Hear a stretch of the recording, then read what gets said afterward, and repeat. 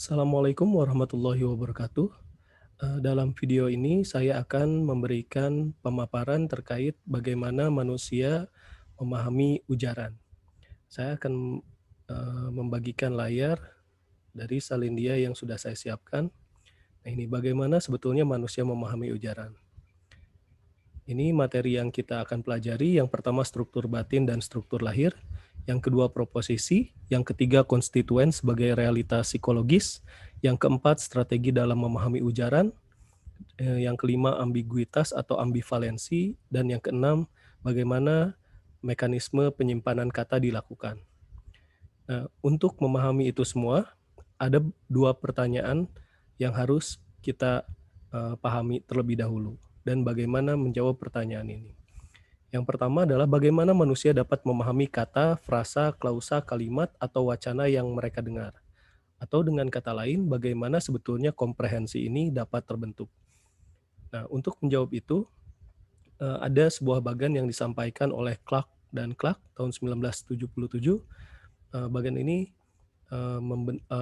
menyatakan atau memberikan gambaran bagaimana sebetulnya komprehensi itu terbentuk, atau sebetulnya bagaimana pembentukan makna dari bunyi bahasa yang kita dengar. Nah, yang pertama, kita dapat mendengar itu dan membedakan antara bunyi satu dengan bunyi lainnya karena ada komprehensi yang tersimpan dalam pikiran kita. Ada pengetahuan yang tersimpan dalam pikiran kita. Nah, sehingga pengetahuan itu bisa dibedakan antara bunyi bahasa dengan bunyi-bunyi lainnya.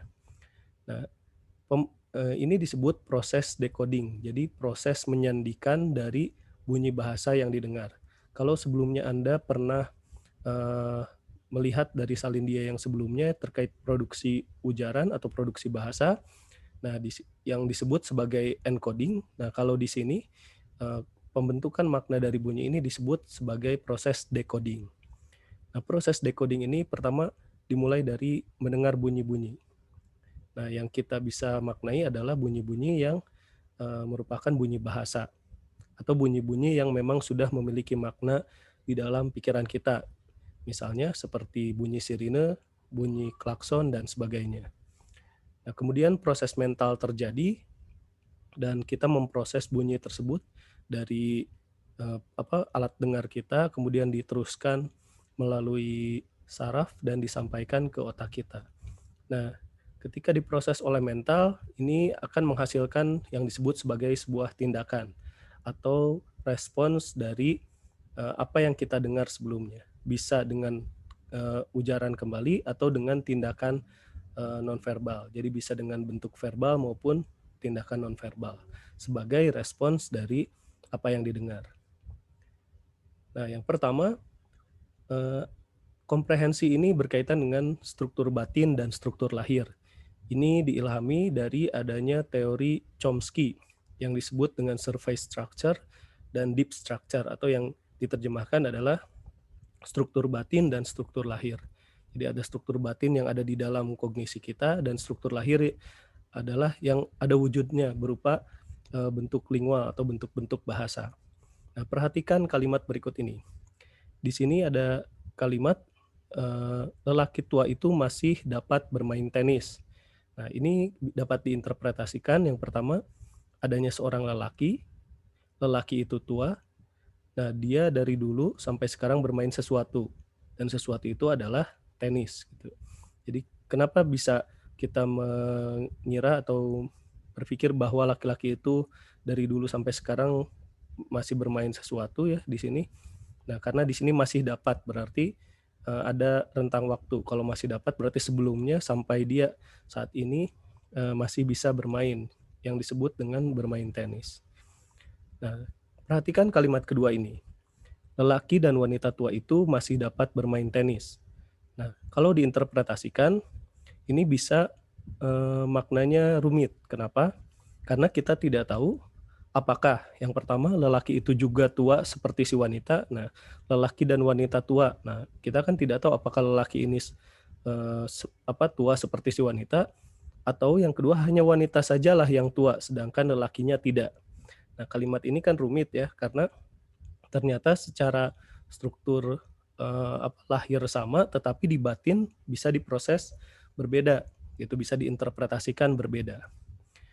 Nah, ini ketika kita membagankan apabila lelaki itu sama tua atau juga tua seperti si wanita. Nah, yang pertama, eee, jadi frasa ini ya, frasa nominal kalimat yang tersebut itu diturunkan seperti ini, lelaki dan wanita tua. Jadi frasa nomina, lelaki dan wanita ini juga frasa nomina dan adjektifannya tua. Jadi kalau lelaki dan wanita sama-sama tua, bentuk strukturnya seperti ini. Namun apabila wanita sajalah yang tua, nah bentuk strukturnya berbeda ya. Nah, jadi lelaki dan wanita tua. Kalau tadi kan lelaki dan wanita tua, kalau ini lelaki dan wanita tua. Jadi ada perbedaan bagaimana membentuk struktur frasa dari eh, frasa lelaki dan wanita tua. Sehingga kalimat tadi bisa menimbulkan makna yang ambigu. Nah, itulah adanya perbedaan struktur lahir dan struktur batin. Jadi ketika kita ingin menunjukkan sesuatu, struktur lahirnya bisa saja sama, tetapi ketika di decoding, ketika orang berusaha memaknai kalimat, ternyata bisa dimaknai berbeda. Makanya ketika kita berujar, kita harus hati-hati apakah yang kita ujarkan itu memiliki makna yang ambigu atau tidak. Nah, berikutnya, perhatikan juga kalimat-kalimat bahasa Inggris berikut. Nah, ini saya ambil contoh dari bahasa Inggris. Yang pertama, flying saucers can be dangerous. Nah, ini maknanya kan piring terbang bisa berbahaya. Jadi piring terbang di sini bisa maknanya dua. Yang pertama, piring terbang itu secara harfiah maknanya itu memang piring yang terbang gitu ya. Ketika kita melempar piring, ya piringnya terbang, ya bisa berbahaya. Atau misalnya piring terbang yang disebut dengan UFO. Jadi piring terbang itu ya bisa ada anggapan itu berbahaya. Jadi maknanya flying saucers ini bisa dua, bisa piring terbang atau merujuk pada UFO, unidentified flying object gitu ya, yang kita kenal sebagai UFO atau piring terbang.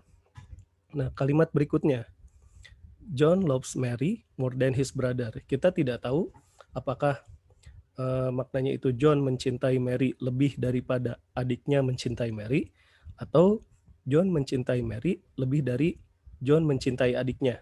Gitu. Jadi maknanya bisa dua, bisa ambigu. Atau the shooting of the hunter was terrible. Jadi ini tembakan dari pemburu itu sangat buruk. Atau maknanya tembakan pemburu sangat buruk. Jadi bisa merujuk pada tembakan seorang pemburu yang buruk, atau memang tembakan dari seorang pemburu itu bisa berdampak buruk gitu ya. Jadi maknanya ganda atau ambigu tadi, sehingga harus hati-hati untuk membedakan makna ini. Misalnya juga dalam bahasa Indonesia ada kalimat seperti ini, saya coba tuliskan. Misalnya Budi membawa 2 karung beras. Nah, misalnya ada kalimat seperti ini, Budi membawa 2 karung beras. Nah, ini kalimatnya bisa kita maknai bahwa Budi ini membawa 2 karung berisi beras, atau Budi membawa beras sebanyak 2 karung, atau Budi membawa 2 lembar karung beras gitu ya. Jadi maknanya bisa dua ya. Jadi Budi membawa 2 karung berisi beras gitu ya, atau Budi membawa 2 lembar karung beras gitu. Jadi maknanya bisa dua karena tidak jelas kuantitas dari yang dimaksud dua ini, apakah merujuk pada karungnya atau merujuk pada beras yang dibawanya. Nah, simpulannya, makna suatu kalimat tidak hanya memiliki struktur lahir, tetapi juga struktur batin. Sehingga kita tidak hanya memperhatikan apa yang ada di dalam pikiran kita, tetapi kita harus memperhatikan apa yang hendak kita ujarkan agar maknanya tidak ambigu. Nah, oleh karena itu, supaya kita dapat memahami struktur batin dan struktur lahir lebih mendalam, sebaiknya kita juga memahami bagaimana struktur sintaksis dibentuk, terutama struktur sintaksis yang dibentuk di dalam bahasa Indonesia. Karena perbedaan bahasa dapat menyebabkan struktur sintaksis yang berbeda. Nah, sehingga ketika apalagi dalam kondisi atau dalam lingkungan yang sifatnya intercommunication, ada intercultural communication, ada komunikasi antar budaya. Nah, struktur lahir dan struktur batin ini kerap kali bisa menimbulkan permasalahan tertentu. Nah, lebih lanjut, struktur lahir dan struktur batin ini perlu Anda perhatikan apabila Anda sedang memaknai ujaran-ujaran seseorang. Karena ujaran itu dalam bentuk lisan senantiasa bahasanya tidak baku atau misalnya bahasanya tidak sistematis kadang-kadang. Sehingga akan berbeda dengan ketika kita memaknai struktur kalimat yang dalam bentuk tulisan. Oleh karena itu ketika kita memaknai struktur lisan, kita harus lebih berhati-hati karena cenderung dapat bermakna ambigu. Nah, saya lanjutkan kembali. Kita membahas yang disebut dengan proposisi. Proposisi ini terbentuk atas dua hal. Yang pertama argumen dan yang kedua predikasi. Jadi argumen ini adalah hal-hal yang melengkapi predikasi. Biasanya bisa berbentuk subjek atau objek atau pelengkap dan atau keterangan gitu ya. Jadi argumen ini bentuknya bisa subjek, objek, pelengkap atau keterangan. Namun kalau predikasi ini bentuknya hanya predikat, yaitu predikat pada kalimat. Bisa berbentuk verba gitu ya, bisa berbentuk, kalau di bahasa Indonesia bisa frasa preposisional, bisa kata kerja, bisa kata benda, bisa kata sifat gitu. Hanya kalau di bahasa Inggris predikasi ini cenderung memang predikasi itu seluruhnya verba. Karena bahasa Inggris pola kalimatnya subjek verb. Kalau di bahasa Indonesia predikasi bisa diisi dengan tadi bisa verba, adjektiva, adverbial atau frasa preposisional. Nah, perhatikan kalimat-kalimat berikut ini. Misalnya ada Al membuka pintu, Andin menangis, Elsa sakit, Nino bersedih. Nah, pada contoh kalimat-kalimat tadi, membuka, menangis, sakit, dan bersedih adalah predikasi. Sedangkan Elsa, pintu, Andin, Al, Nino adalah argumen. Nah, proposisi umumnya digambarkan dengan formula X yang berarti fungsi X terhadap Y. Jadi fungsi X terhadap Y dan Z gitu ya. Maksudnya predikat-predikat tadi dapat berdampak menentukan hal-hal yang ada di sampingnya, yaitu bisa subjeknya, bisa objeknya setelahnya. Misalnya Al membuka pintu, Al membuka. Nah, tidak jelas membuka apa karena membuka ini menghendaki adanya objek. Tapi beda dengan Andin menangis, Elsa sedih, sakit, Nino bersedih. Ini bisa tanpa objek. Tapi seperti yang kedua, yang B misalnya Andin menangis misalnya keras-keras atau Andin menangis dengan keras. Nah, ini bisa saja diisi dengan pelengkap atau keterangan. Sehingga predikasi ini punya fungsi tersendiri dan bisa menunjukkan adanya bentuk-bentuk ketransitifan gitu ya. Nah, dalam bahasa Indonesia ketransitifan itu akhirnya apakah dia bisa diikuti objek atau diikuti pelengkap atau sama sekali tidak diikuti objek dan pelengkap. Inilah proposisi dan predikasi. Proposisi yang dibentuk dari predikasi dan argumen. Nah, perhatikan kalimat berikut ini. Preman tua itu mencuri sepeda saya. Terdapat proposisi sebagai berikut. Seseorang mencuri sepeda. Di sini ya. Jadi pertama ada kalau preman tua itu bisa diturunkan proposisinya sebagai berikut. Seseorang mencuri sepeda gitu ya. Kemudian seorang itu adalah preman. Preman itu tua. Sepeda itu sepeda saya. Kala yang menyatakan masa lalu meskipun ini tidak terwujud, tetapi tetap dirasakan dalam kalimat. Berbeda dengan bahasa Inggris yang kalanya atau aspeknya itu muncul dalam kalimat. Tapi kalau di dalam bahasa Indonesia bisa saja lesap, tetapi kita bisa merasakan bahwa hal itu sudah terjadi. Nah, misalnya preman tua itu mencuri sepeda saya. Jadi ada 5 proposisi sebagai berikut. Jadi walaupun kalimatnya hanya satu kalimat, tetapi proposisinya bisa cukup banyak gitu ya. Nah, proposisi ini sebetulnya bisa menjadi bagaimana proses mental itu dibentuk atau terbentuk dalam pikiran manusia. Nah, pertama yang tadinya susunan linear, linear seperti ini ya, ini ke samping linear, kemudian dibuat menjadi susunan hierarkis ke bawah seperti ini. Jadi yang tadinya sintagmatik ke samping, ini berubah menjadi susunan hierarkis yang lebih paradigmatik. Nah, misalnya ada perubahan dari fitur-fitur pada ujaran, misalnya kata preman di dalam pikiran kita, akhirnya terbentuk fitur-fitur semantis atau ada susunan hierarkisnya. Nah, preman itu bisa diturunkan menjadi dia manusia, biasanya jantan gitu ya, plus jantan, kemudian perilakunya negatif. Nah, ini ciri-ciri atau fitur-fitur semantis pada preman. Nah, ketika kita menyebutkan kata preman, minimalnya secara hierarkis akan terbentuk seperti ini. Inilah proses mental ketika proposisi dibentuk gitu ya. Jadi baik dari predikasinya maupun dari argumennya. Itu kebetulan di sini yang dibentuknya adalah preman tua di sini pada argumen subjeknya ya. Jadi preman. Nah, berbeda ketika mencuri, kemudian sepeda saya ini diturunkan fitur-fitur semantisnya. Nah, dia punya fitur-fitur semantis sendiri. Misalnya antara preman dengan polisi saja ada fitur semantis yang berbeda. Kemudian yang ketiga adalah bagaimana konstituen itu bisa bertindak sebagai realita psikologis. Nah, tadi ada kalimat preman tua itu mencuri sepeda saya. Nah, dia kalimat preman tua itu mencuri sepeda saya tersusun atas fungsi sebagai berikut gitu ya. Fungsi kalimatnya masing-masing dia terbentuk atas frasa nominal gitu ya. Preman tua itu mencuri sepeda saya ini terdiri dari frasa verbal. Jadi pembentuknya itu frasa nominal dan frasa verbal.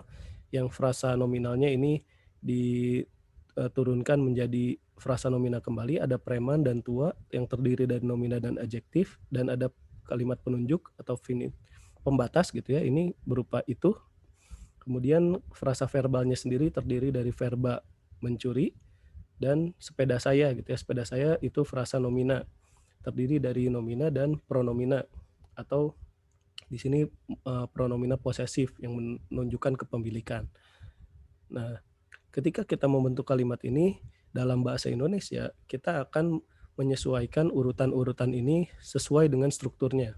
Karena ketika tidak sesuai dengan strukturnya, secara psikologis ya kalimat tersebut bisa jadi tidak berterima. Misalnya preman itu tua, sepeda mencuri saya, atau misalnya preman saya mencuri sepeda itu. Nah, itu kan maknanya bisa berbeda karena urutannya berbeda. Sehingga urutan-urutan ini akan penting sebagai cara konstituen-konstituen pengisi-pengisi ini membentuk realita atau kenyataan psikologis di pikiran kita.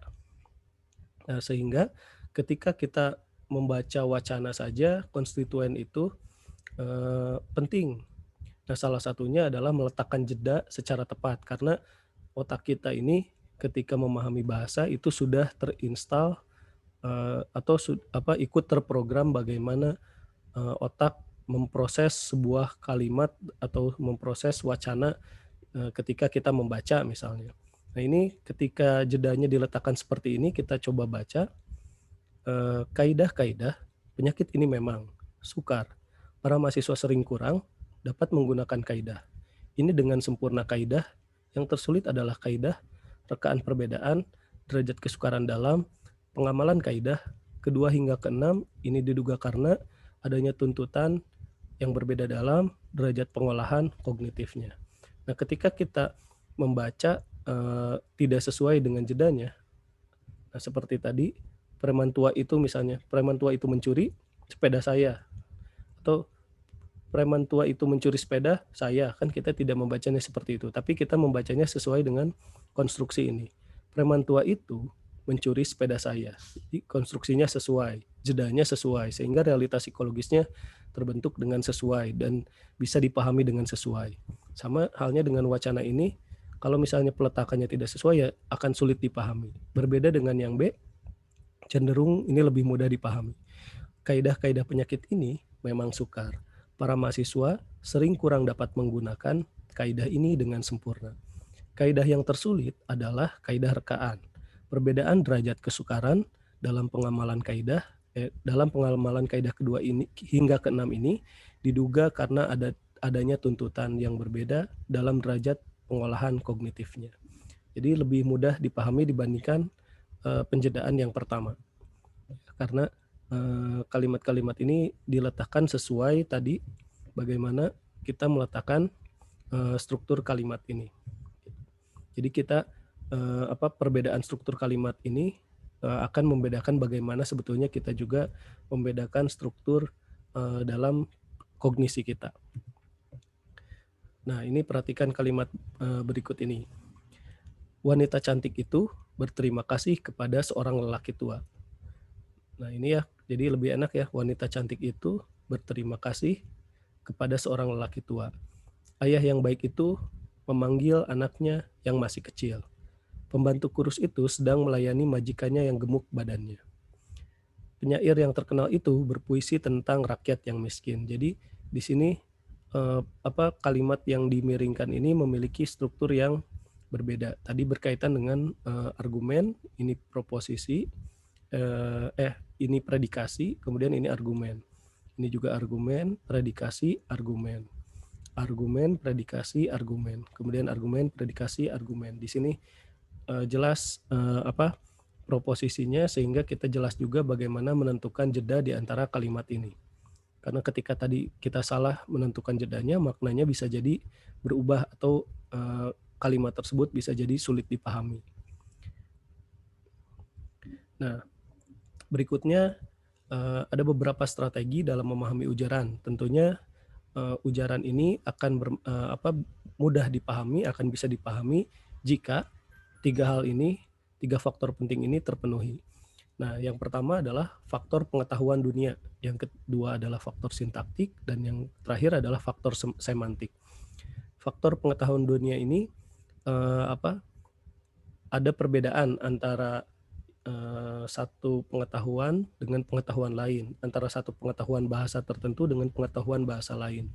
Nah, sehingga terdapat gradasi pengetahuan tentang dunia. Ada yang sifatnya universal, bisa dipahami dimanapun. Ada yang sifatnya lokal, hanya dipahami oleh sebagian komunitas bahasa tertentu. Dan ada yang sifatnya aksidental, jadi hanya dipahami seketika itu atau oleh orang-orang yang terlibat pada kejadian tersebut. Nah, misalnya kalimat ini ya, he bought a pair of horseshoes. Gitu. Yang kedua, he bought a pair of alligator shoes. Nah, perbedaannya apa? Ketika kita menyebut horseshoes, ini adalah sepatu kuda atau tapal kuda. Tapi kalau kita menyebut a pair of alligator shoes, ini bukan sepatu untuk buaya, tetapi sepatu yang berasal dari kulit buaya. Nah, ini ada pengetahuan sehingga ketika kita memahami alligator shoes, kita tidak memahami bahwa sepatu itu untuk buaya. Jadi, tapi sepatu yang berasal dari kulit buaya. Berbeda juga dengan horseshoes, ini bukan sepatu yang berasal dari kulit kuda, tetapi sepatu yang digunakan oleh kuda atau tapal kuda gitu. Nah, ini ada gradasi pengetahuan di sini. Sehingga jika ada budaya tertentu yang tidak memahami ini, bisa jadi memaknai kalimat-kalimat tersebut salah atau berbeda. Nah, yang kedua faktor sintaktik. Faktor sintaktik ini berkaitan dengan 6 hal. Yang pertama, mencari kata yang berkolokasi dengan kata pertama dari satu konstituen. Jadi urutan itu penting, biasanya kita akan lebih mudah melanjutkan dari satu kata ke kata tertentu jika kata tersebut memiliki kolokasi dengan kata sebelumnya yang dekat biasanya gitu ya. Atau misalnya kita dengan mudah menyebutkan kata-kata tertentu jika kata-kata itu memiliki kolokasi yang berdekatan. Misalnya ketika saya menyebutkan istilah sepak bola, nah, kolokasi yang muncul di dalam istilah sepak bola itu misalnya ada penjaga gawang, ada gelandang, ada penyerang, ada kiper gitu ya, atau penjaga gawang, tadi ada wasit dan sebagainya. Itu satu kolokasi sehingga lebih mudah disebutkan. Nah, kemudian yang kedua, mengidentifikasi kata yang akan mengakhiri sebuah konstruksi gitu. Jadi kita dapat memahami sesuatu itu bukan hanya awal dari kalimatnya, tetapi bagian akhir dari kalimatnya. Nah, bagian akhir dari kalimatnya misalnya itu juga biasanya dapat menentukan apakah kalimat tersebut termasuk kalimat berita, kalimat tanya, atau kalimat perintah gitu ya. Bahkan kalimat tanya saja misalnya terbagi dua, ada kalimat pertanyaan yang cenderung bertanya yes or no atau iya atau tidak, dan ada kalimat tanya yang menghendaki jawaban yang lebih panjang. Biasanya intonasinya saja berbeda, akhir konstruksinya berbeda. Misalnya kalau pertanyaan yang cenderung iya atau tidak, nadanya itu naik. Kamu mau makan? Kamu mau makan? Kamu mau makan? Itu kan beda ya. Jadi intonasi itu bisa sebagai strategi atau faktor sintaktik yang berperan untuk mengidentifikasi makna juga. Kemudian mencari argumen suatu verba. Verba itu punya argumennya tersendiri sehingga dia bisa diikuti objek atau pelengkap gitu. Nah, di sana ada sesuai dengan karakter verbanya sehingga ada tadi verba yang transitif, ada verba yang semi transitif, ada verba yang intransitif.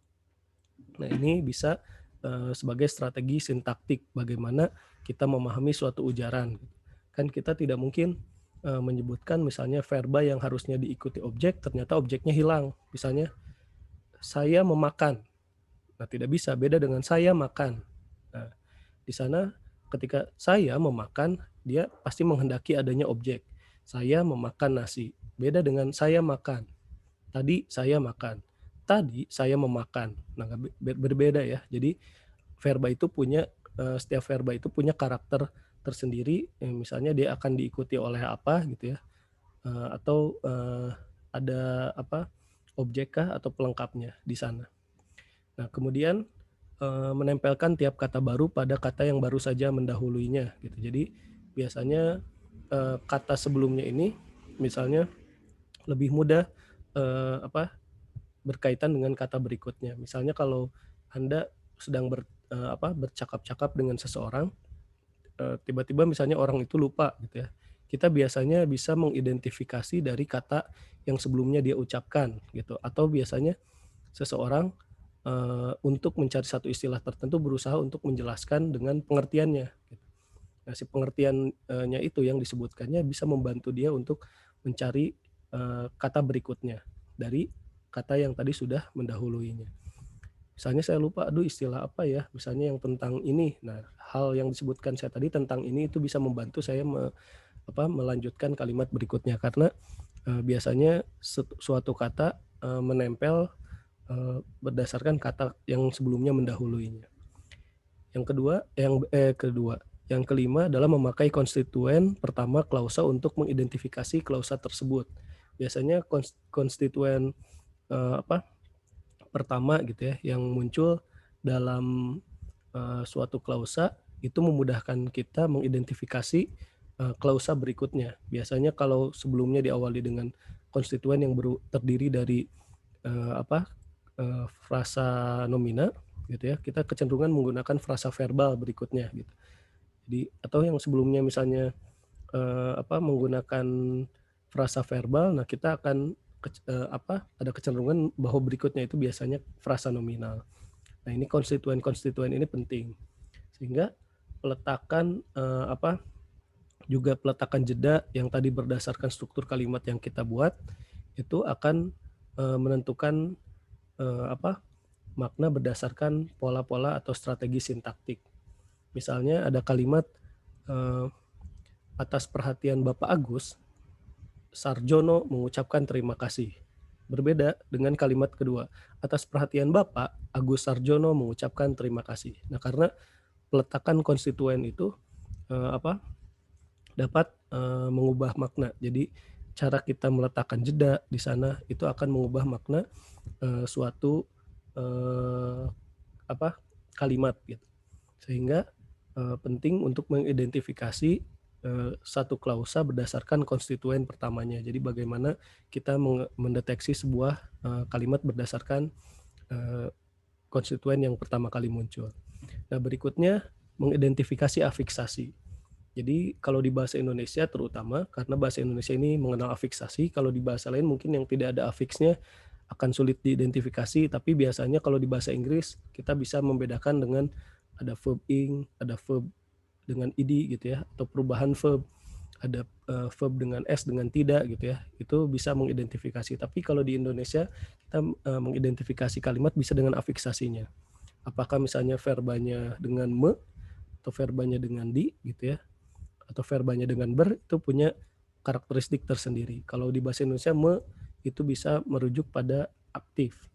Kalau di bahasa Sunda nga misalnya, ngeh gitu ya, nga itu merujuk pada aktif. Tapi kalau di bahasa Indonesia di itu pasif. Tapi di bahasa Sunda ini di itu bisa aktif, bisa pasif. Misalnya kalau manehna ditenggel, nah kalau ditenggel dipukul itu pasif gitu ya. Tapi kalau manehna dicalana, nah dia memakai celana gitu, malah aktif gitu. Jadi identifikasi afiksasi ini penting dan bergantung dengan bahasanya sendiri. Sehingga untuk menentukan makna dari kalimat kita salah satunya bisa dengan mengidentifikasi afiksasi. Nah, yang berikutnya adalah faktor semantik. Jadi strategi semantik itu biasanya yang digunakan adalah memakai nalar dalam memahami ujaran. Jadi tadi pengetahuan itu penting, baik pengetahuan aksidental, lokal, dan universal. Kita bisa sama maknanya apabila kita memiliki pengetahuan yang sama atau pengetahuannya sedekat mungkin gitu ya. Karena sama persis biasanya tidak, tapi kita ketika berbicara dengan seseorang kita memiliki pengetahuan yang mungkin sangat dekat sehingga kita dengan orang lain yang kita ajak bicara itu bisa saling memahami. Nah, kedua, mencari konstituen yang memenuhi syarat-syarat semantik tertentu. Tadi penjedaan itu yang diatur dengan strategi sintaksis itu sebetulnya akan membantu seseorang untuk mempermudah makna. Sehingga kita ketika berbicara usahakan menggunakan jeda-jeda tertentu agar pembicaraan itu lebih mudah dipahami. Nah, yang ketiga, mengidentifikasi pelaku perbuatan. Nah, kenapa harus di pelaku perbuatannya dulu? Karena dia akan berdampak pada perbuatannya gitu. Kalau misalnya terutama di bahasa-bahasa tertentu, misalnya seperti bahasa Arab, nah pelaku ini dapat berdampak kepada verbanya, perubahan verba. Tapi kalau di bahasa Indonesia ya mau pelakunya satu, dua, atau lebih dari dua, ya verbanya sama. Tetapi identifikasi pelaku perbuatan ini akan biasanya akan mencerminkan perbuatannya. Nah, kemudian menemukan pronomina. Nah, kemudian mencari anteseden untuk pronomina tersebut. Maksudnya menemukan pronomina ini kita harus jelas menemukan kata ganti tersebut. Misalnya kalau pronominanya pelakunya misalnya subjeknya itu satu orang dan dia orang pertama tunggal ya pasti saya. Tapi kalau orang ketiga misalnya disebutkan dengan nama Budi, nah kita bisa mencari pengganti untuk pronomina tersebut misalnya nyah gitu ya, dia. Nah, itu bisa pengganti itu akan merujuk kepada makna tertentu untuk menggantikan siapa yang digantikan pronomina dengan kata ganti tersebut. Kemudian informasi lama biasanya mendahului informasi baru. Jadi penting untuk kita untuk memahami sesuatu berdasarkan urutan munculnya informasi adalah memahami dulu sebelumnya informasi yang sebelumnya muncul. Misalnya ketika ada seseorang mengucapkan kemana biasa, nah kata biasa itu pasti sudah mengandung informasi lama. Sehingga secara semantik untuk dapat dipahami adalah dengan mengetahui dulu informasi lama. Sehingga kita dapat memaknai informasi yang baru diungkapkan. Inilah faktor semantik. Jadi yang tadi ada 3 faktor ya, pengetahuan dunia, kemudian bagaimana sintaksis ini terkait dengan struktur, dan bagaimana semantik ini terkait dengan makna. Dan ketiganya penting dalam memahami ujaran gitu ya. Jadi ketika faktor pengetahuan dunianya berbeda, pengetahuan antara si A dan si B berbeda, ya makna ujarannya bisa berbeda. Kemudian faktor sintaktik, misalnya cara menekan pada pola kalimat tertentu itu bisa berbeda.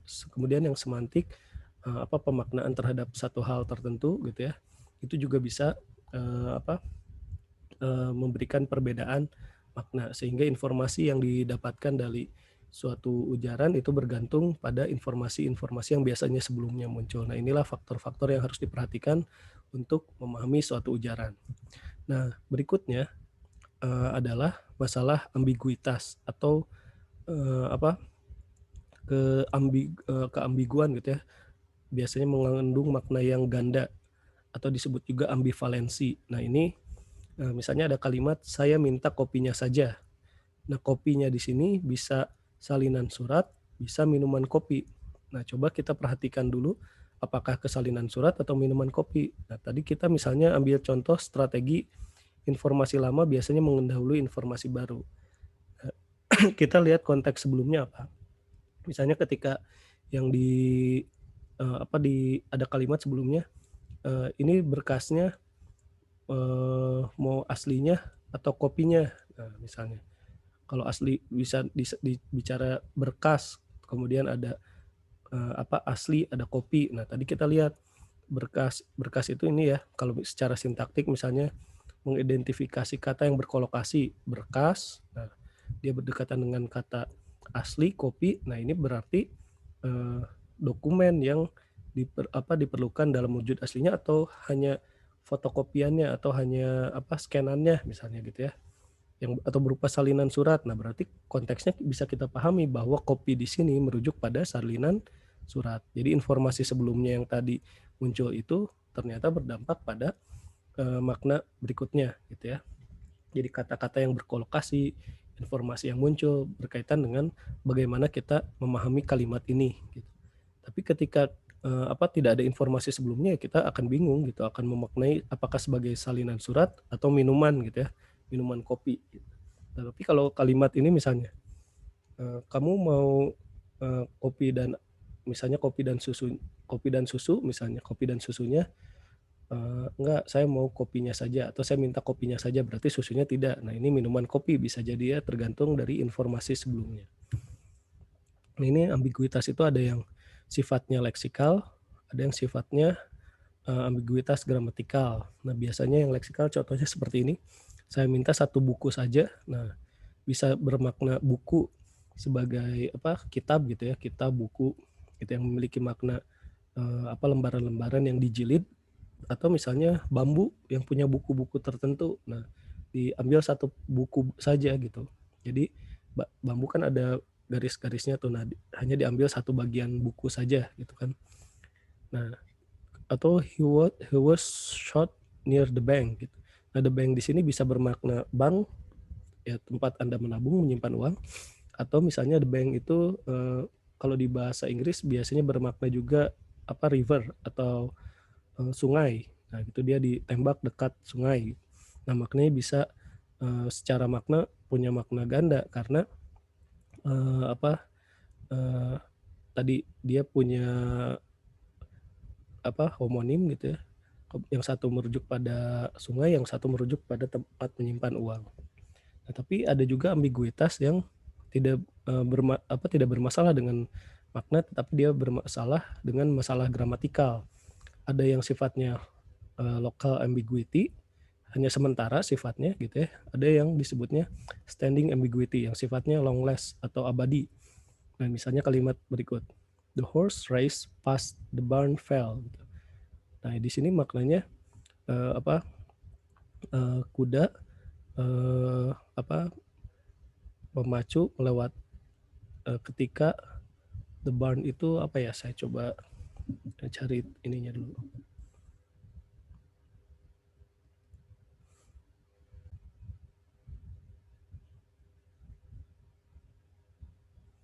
Nah, ini jadi the horse race past the barn fell. Jadi kuda itu berlari melewati gudang jatuh gitu. Tapi punya makna juga ketika the horse race past the barn fell. Maknanya bisa karena berbeda tekanannya, maknanya bisa kuda itu berlari kemudian the barn gudang itu terjatuh. Jadi gudang itu terjatuh ketika kuda berlari. Berbeda dengan yang tadi kuda berlari melewati gudang terjatuh. Nah, karena perbedaan tekanan gitu, The horse raced past the barn fell. The horse raced past the barn fell gitu. Jadi perbedaan bagaimana kita menentukan konstituen ini bisa membedakan makna. Nah, sama seperti tadi flying saucers can be dangerous. Nah, kalau ini mau disebutkan flying saucers can be dangerous, flying saucers can be dangerous, mau bagaimanapun juga ini tetap abadi gitu ya. Kalau yang ini sementara tergantung kita meletakkan tekanannya di mana. Tapi kalau yang ini abadi ya dia akan selalu salah karena flying saucers ini punya makna gramatikal yang maknanya akan selalu dua gitu. Yang secara gramatikal dia bisa bermakna piring terbang, yang satu ke UFO, yang satu ke piring yang benar-benar terbang gitu ya. Misalnya kalau suami istri berantem ada piring terbang. Nah, ini maknanya akan selalu ke sana sehingga dia lebih standing ambiguity. Kalau yang ini sifatnya lebih sementara tergantung meletakkan tekanannya di mana gitu atau jedanya di mana. Karena di bahasa Inggris misalnya record merekam dengan record itu rekaman itu berbeda gitu ya. Jadi record itu bisa bermakna merekam atau rekaman tergantung tekanannya dirinya atau di chord-nya gitu. Kalau di sini juga sama, tapi di sini misalnya meletakkan jedanya di sebelah mana itu bisa mengubah maknanya. Nah, kemudian bagaimana kalimat ambigu itu bisa diproses gitu sebetulnya tergantung dari ada dua teori utama. Yang pertama garden path theory dari Fraser, kemudian dari constraint satisfaction theory. Nah, biasanya kalau ambigu ini yang tadi yang sifatnya masih bersifat sementara gitu ya, ini tergantung dari dua hal ya, itu minimal attachment principle, bagaimana hal-hal yang secara prinsip minimal itu muncul, kemudian dari late closure principle dari pendekatan yang terlambat muncul kemudian gitu. Maksudnya yang pertama dari hal-hal atau informasi yang muncul dari hal-hal sebelumnya, atau bisa jadi dari kalimat yang akan muncul belakangan gitu. Nah, biasanya ini kalimat ambigu biasanya bisa diproses. Jadi di antara kalimat ambigu tersebut kan sebetulnya ketika seseorang berujar, ada ujaran sebelumnya dan ada ujaran setelahnya. Jadi walaupun seseorang berbicara ambigu, nah kalimat-kalimat sebelumnya dan kalimat setelahnya itu bisa membantu kita dalam memaknai ambiguitas tersebut gitu maksudnya. Kemudian kalau constraint satisfaction theory biasanya ini dengan upaya meyakinkan kembali pada penutur. Misalnya kalimat sebelumnya dengan atau ujaran sebelumnya dengan ujaran setelahnya itu ternyata tetap tidak memberikan makna yang jelas ya. Caranya apa? Dengan menunjukkan ketidakpuasan atau mengajukan pertanyaan agar lebih jelas memaknai ujaran tersebut gitu ya. Jadi sebetulnya dalam proses walaupun proses berujar gitu, senantiasa kita tidak perlu khawatir adanya kalimat-kalimat yang diproses secara ambigu karena kalimat sebelumnya bisa membantu kita memahami, atau kalimat yang muncul belakangan bisa membantu kita memahami. Atau yang berikutnya ya, ketika keduanya tidak membantu, kita bisa mengklarifikasi kepada penuturnya apa yang Anda maksud dengan pernyataan tersebut. Nah, ini ya. Jadi we knew Tommy well, we knew Tommy escape. Misalnya kalimat sebelumnya we knew Tommy well, we knew Tommy escape. Nah, dari perbedaan ini kan kita bisa tahu interpretasi we knew Tommy. Kalau beda dengan kalimat we knew Tommy, kita tahu Tommy. Kita telah tahu Tommy. Tapi kalau misalnya we knew Tommy well, nah dari sini kita bisa tahu bahwa Tommy sebelumnya baik-baik saja gitu. Kalau misalnya kalimat setelahnya misalnya kok Tommy tidak baik-baik saja ternyata keadaannya. Tapi kalau di we knew Tommy escape, kita tahu bahwa Tommy kabur gitu ya. Nah, berarti kalimat-kalimat we knew Tommy ini ketika penyusun berikutnya well dan escape ini bisa memberikan kita interpretasi makna pada satu kemungkinan saja.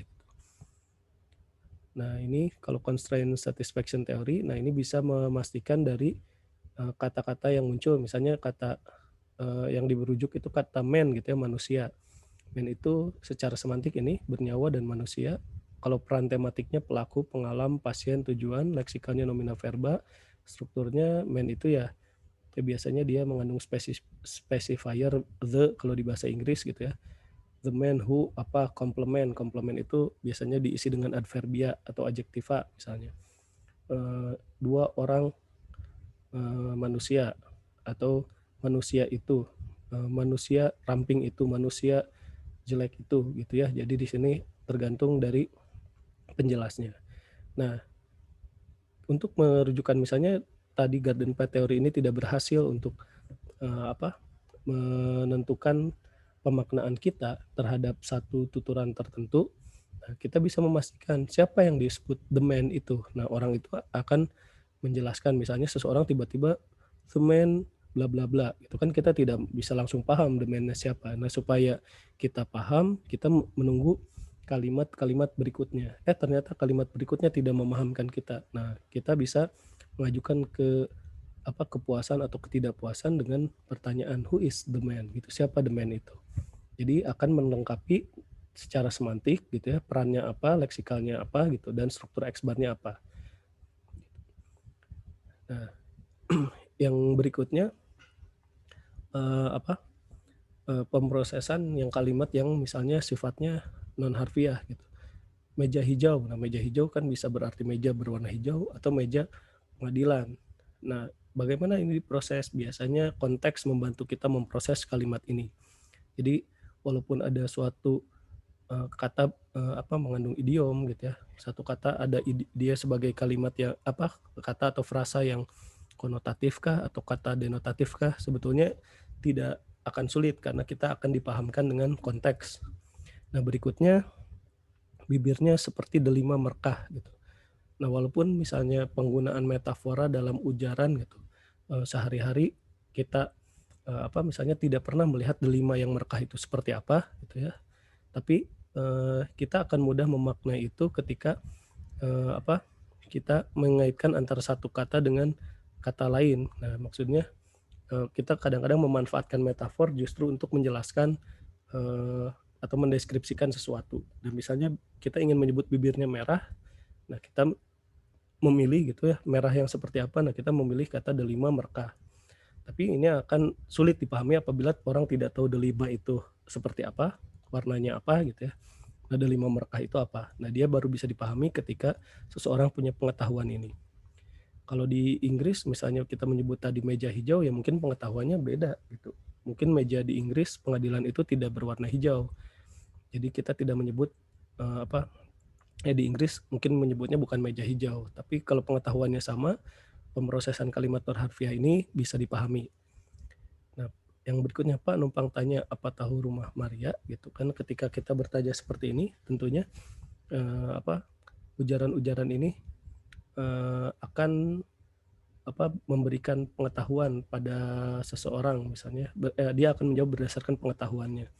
Misalnya ketika dia tahu Maria, dia akan menjawab mungkin Maria yang di sepengetahuannya dia, dan pasti yang Maria tanyakan adalah Maria yang rumahnya dekat dengan dia, atau rumah yang Marianya yang ada di dalam pengetahuan dia. Tapi kalau dia tidak punya pengetahuan, ya tentunya tidak akan memproses kalimat ini gitu dengan baik. Paling dia jawab tidak tahu, tapi kalau tahu dia akan menunjukkan dan memproses kalimat ini gitu ya.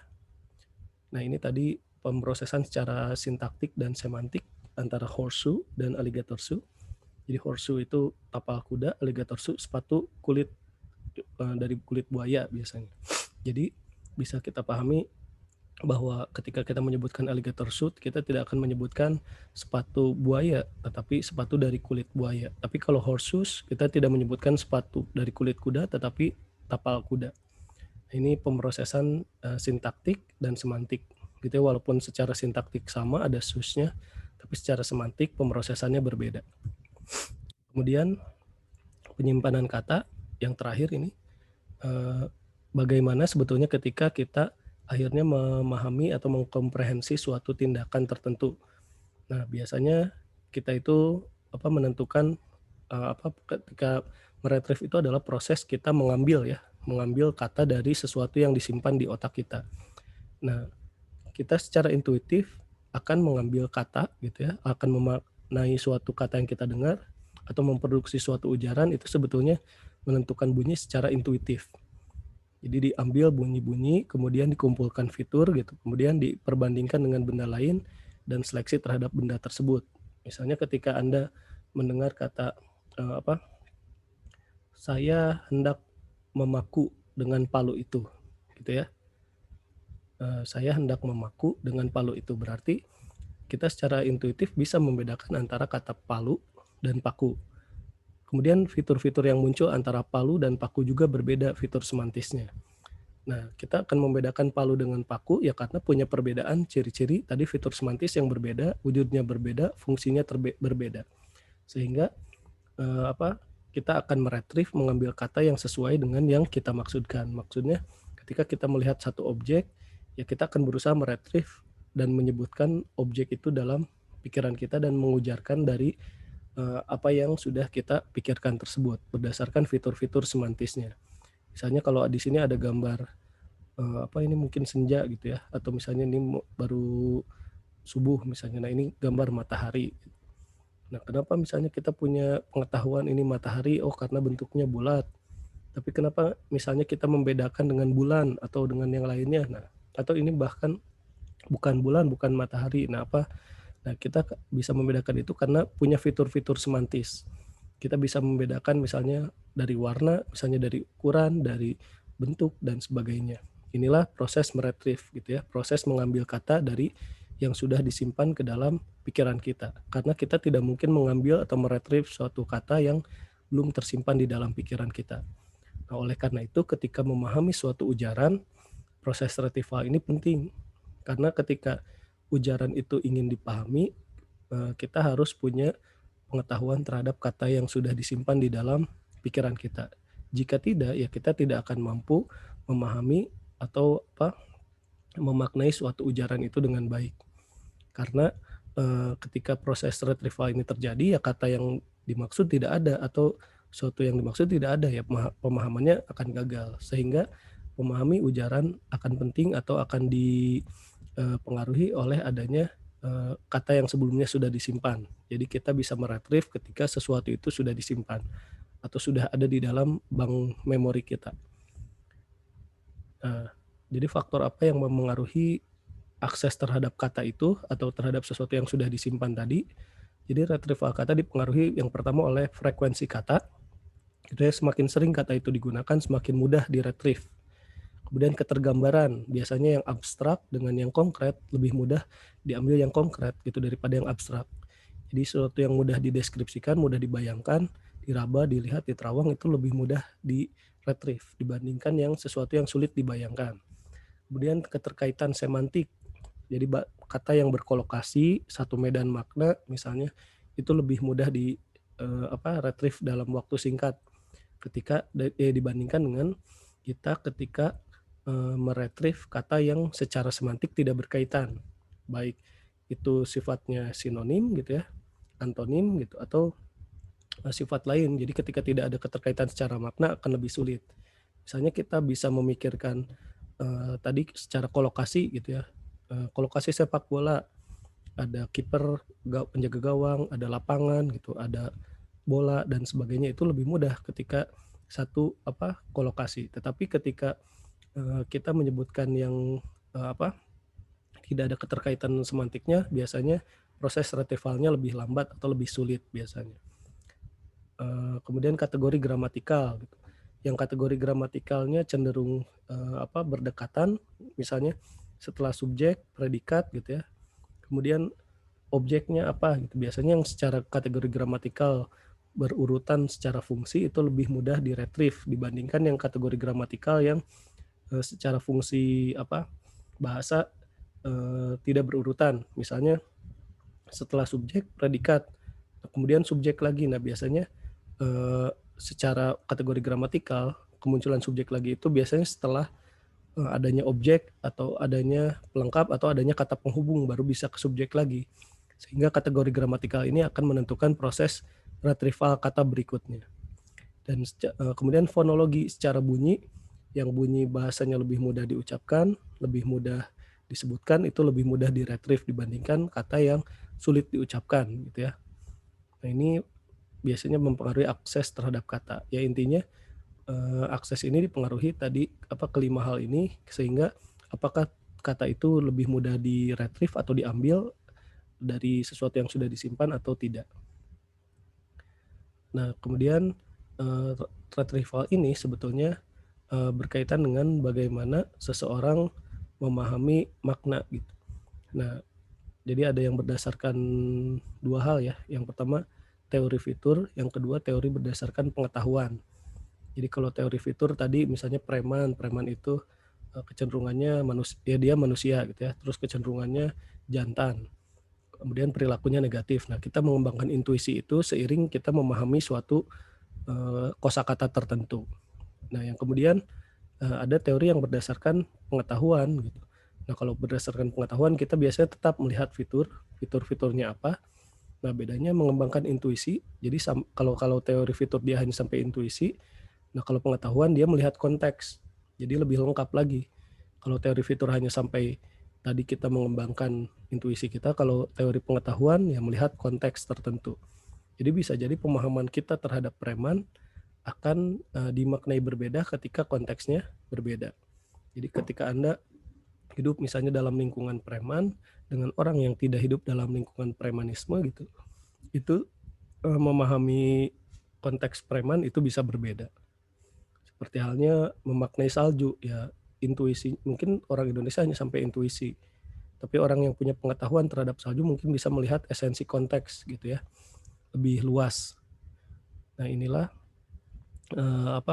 pemahaman jadi bagaimana manusia memahami ujaran. Intinya sebetulnya, memahami ujaran itu walaupun tadi panjang lebar sebetulnya kalau disingkat hanya seperti ini. Jadi bagaimana sebetulnya orang punya pengetahuan, punya budaya dan bahasa gitu ya yang disimpan di dalam pikirannya berupa rekaman, kosakata, rekaman bahasa, rekaman budaya di dalam pikiran.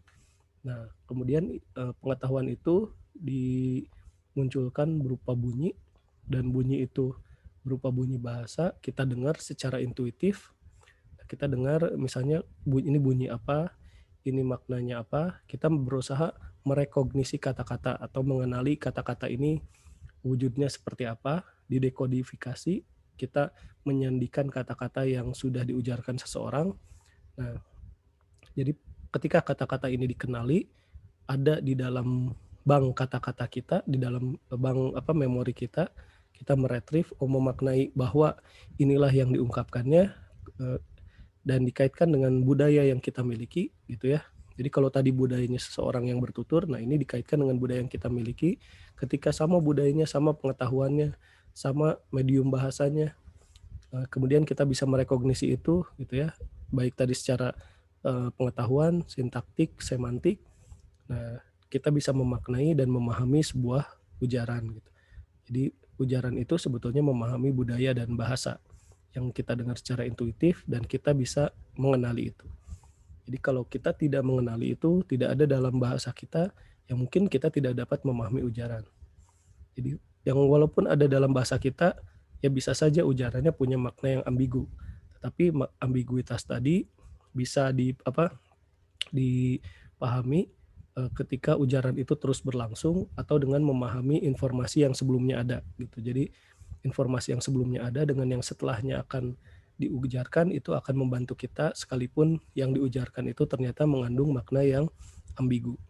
Nah inilah, mekanisme bagaimana manusia dapat memahami ujaran. Sekian video dari saya, semoga dapat dipahami. Silahkan dijadikan bahan untuk, Anda membaca lebih lanjut terkait bagaimana manusia memahami ujaran. Terima kasih. Assalamualaikum warahmatullahi wabarakatuh.